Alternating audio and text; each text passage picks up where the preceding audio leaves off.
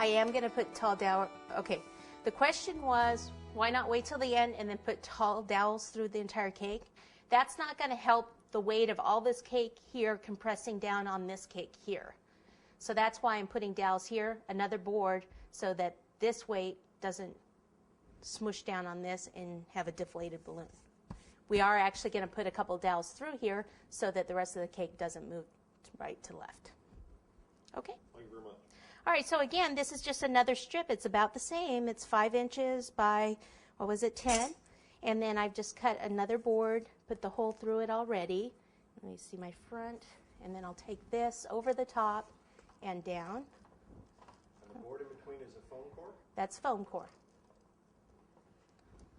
A little bit more buttercream here.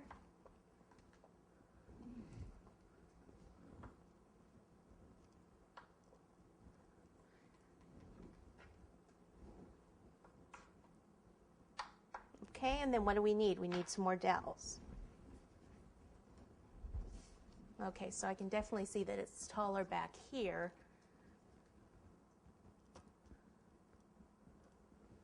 So I think I'll cut to this height.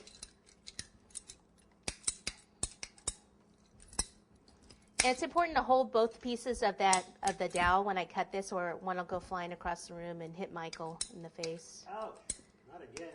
Yeah. Then I'll lose my job. Okay, I'm going to cut this one shorter. I knew it. Here it is. I knew it? Yes, I knew they would ask this. How exactly would you serve this kind of cake? How would you serve it? And my answer every time you guys ask me that is, it's not my problem. I'm already gone. You're on your own. I did the hard stuff. Actually, this is a pretty easy cake to cut because of the foam core boards in between.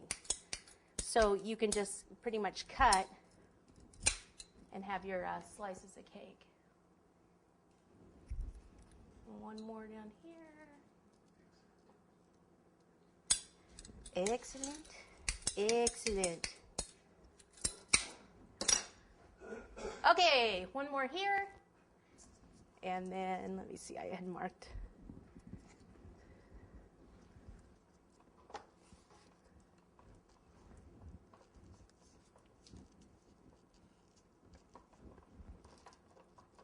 All right, now we have achieved a big mound of nothingness.